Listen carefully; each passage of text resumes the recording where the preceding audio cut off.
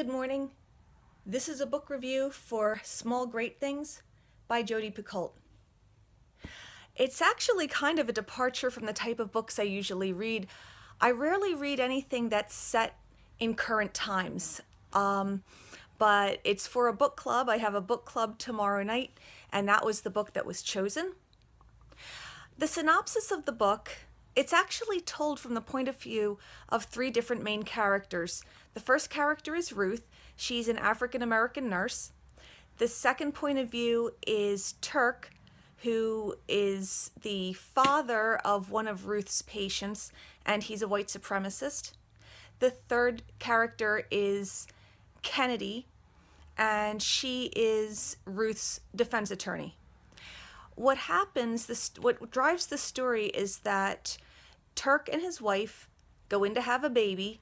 Ruth is a maternity nurse, and they say that they don't want Ruth to take care of their child.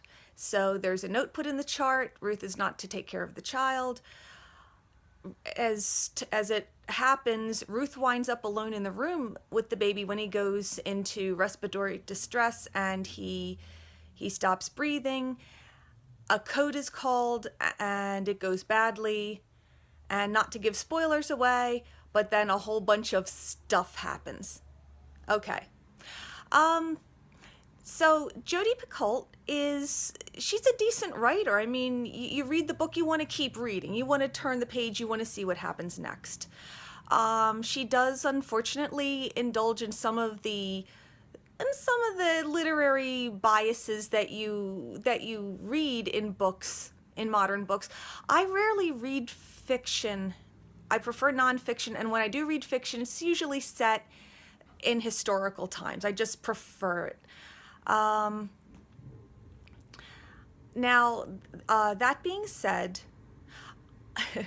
how the book made me feel, actually it made me feel incredibly anxious. Being a nurse myself, I thought, we're living in an increasingly multicultural country. In America, we have immigrants from many countries, a lot of different cultures.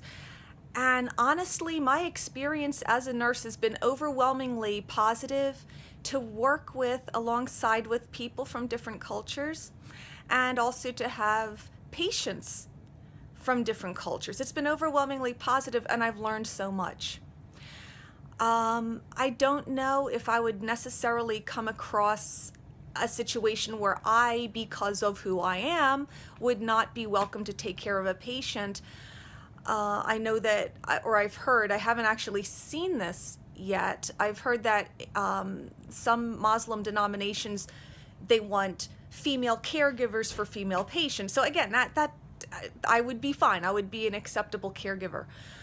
So what happens if you're not supposed to touch a patient because of the family member's preference or the patient's preference, and then they get very, very sick? How do you intervene? Should you intervene? To me, I see a sick person and I intervene. Good Samaritan laws are a little bit different.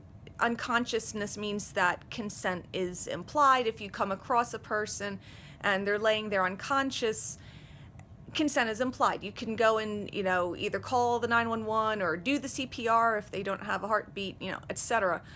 But in a hospital, how does that work? And I guess I should check my state's Nurse Practice Act and find out. It's just, I've never seen this scenario come up. Of course, it's plausible that it could come up. I mean, you never know. So while the book is well written, I did not have a positive reaction to it, and so I wouldn't necessarily recommend it. But on the other hand, like I'll be going to this book club tomorrow, so there'll be a lot of interesting things to talk about. So it's definitely useful for sparking conversation.